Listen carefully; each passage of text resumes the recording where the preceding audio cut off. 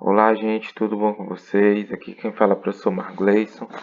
Hoje a gente vai dar continuidade às nossas aulas de História, iniciando um novo capítulo que trata sobre a conquista e colonização da América Espanhola. Então, anteriormente, nós estudamos aí o processo das grandes navegações, as grandes viagens que acabou fazendo com que os europeus chegassem ao continente americano. Então, a gente tem os espanhóis chegando à América, em 1492, a gente tem os portugueses chegando aqui ao Brasil em 1500, e aí a gente vai começar a estudar, a partir desse capítulo, o processo de colonização, de ocupação, e também a questão da conquista. Muitas vezes a gente estuda e escuta apenas falar a respeito dos chamados descobrimentos, que esses europeus chegaram, descobriram as terras novas e fica por isso mesmo. Só que na verdade a gente vai estudar um processo de conquista, porque não foi uma descoberta. Já tinha gente aqui. Foi mais uma questão de conquista, dominação. Tanto é que o resultado dessa conquista é que milhares, na verdade milhões de pessoas acabaram perdendo suas vidas pela dominação feita pelos europeus. Então a gente vai começar estudando a conquista dos espanhóis. Então, os espanhóis eles chegam na parte principalmente da América Central e parte da América do Sul, onde esses espanhóis eles vão encontrar grandes impérios, como foi o caso do Império Azteca, do Império Inca, e aí começa o processo de dominação. A gente já estudou esses impérios e a gente vai estudar como foi a dominação dos Aztecas e dos Incas. Primeiro, aqui a gente fala dos Aztecas. Os Aztecas eles tinham um império gigantesco, como a gente já estudou aí em capítulos anteriores. A dominação dos Aztecas ela vai acontecer em 1519. O responsável pela essa dominação foi o Hernán Cortés. O Hernán Cortés ele chega à região aqui da América com uma frota composta de cerca de 11 navios, trazendo 600 canhões, 16 cavalos, 2 intérpretes e 600 soldados apenas que teriam responsável pela luta.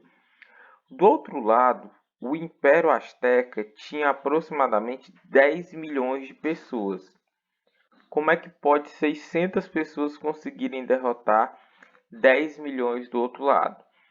Então aqui a gente já tem algumas coisas que vai ajudar a explicar isso. As armas, 600 canhões, era uma arma extremamente poderosa na época.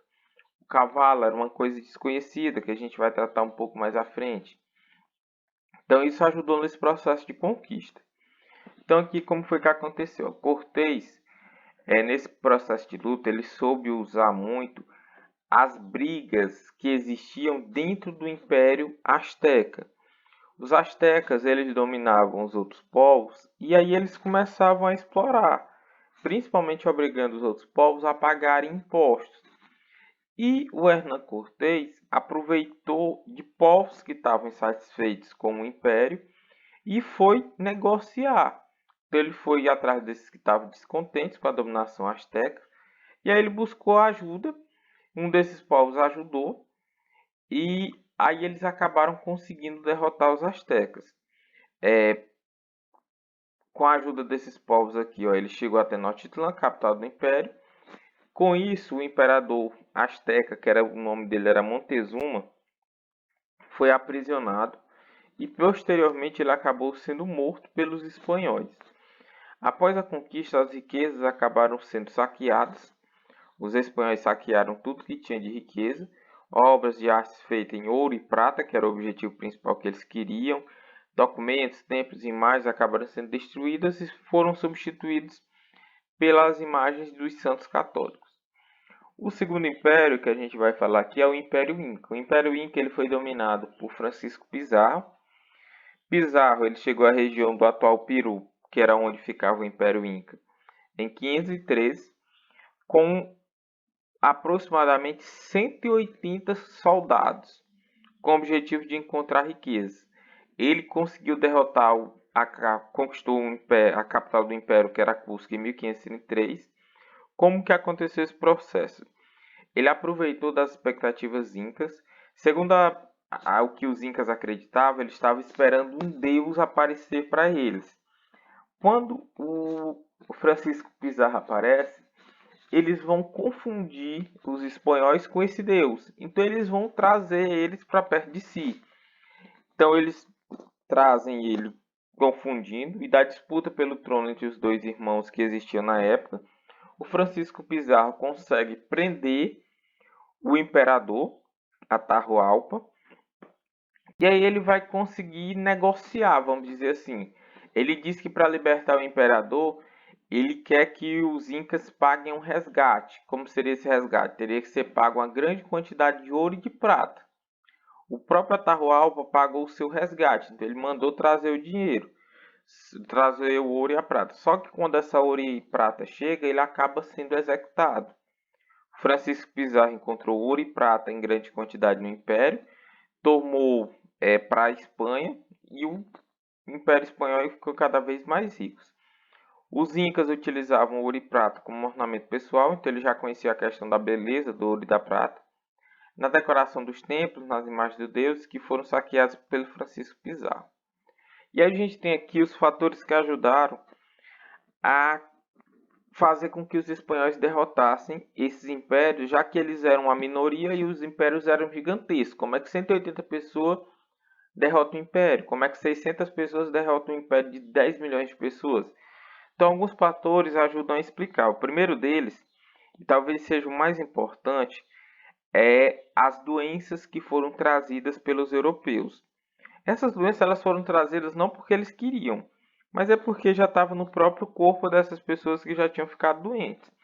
Então, doenças como sarampo, varíola, gripe, foram responsáveis por matar milhões de índios. Os índios, gente, eles não tinham corpo preparado para essas doenças. O nosso corpo, ele tem como se fosse um exército dentro dele que vai defender a gente das doenças. E aí, as doenças que a gente já conhece, o nosso corpo consegue lutar de uma forma melhor. Só que os índios nunca tinham pegado uma gripe.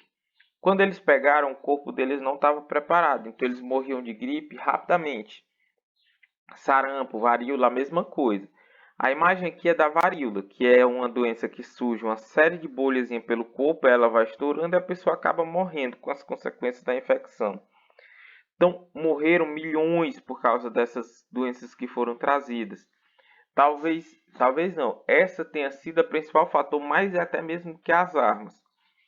Segundo, os espanhóis aproveitaram muito a questão da rivalidade que existia entre os próprios índios, como a gente falou ali dos astecas. Os espanhóis aproveitavam da briga que existia entre eles para enfraquecer e aí conseguir derrotar. E o terceiro fator aqui é a superioridade das armas.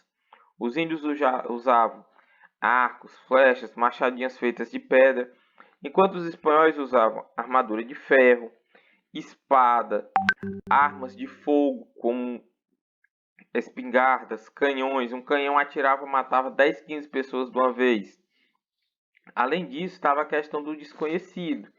Quando atirava, o barulho do tiro assustava os espanhóis que não conheciam, eles achavam que aquilo era um aviso dos deuses, então eles iriam morrer. O uso do cavalo, o cavalo não existia na América, então quando eles viram um cavalo, eles pensavam que era um monstro, um castigo dos deuses. Então tudo isso ajuda a explicar por que eles foram derrotados de uma forma tão rápida. Então na próxima aula a gente vai começar a estudar um pouco da questão da colonização. Essa aula a gente vai encerrando por aqui. Espero que vocês tenham entendido. Qualquer dúvida que tenha ficado, pode entrar em contato. Estou à disposição de vocês. A gente encerra por aqui. Tchau, tchau. Fiquem bem e até mais para vocês.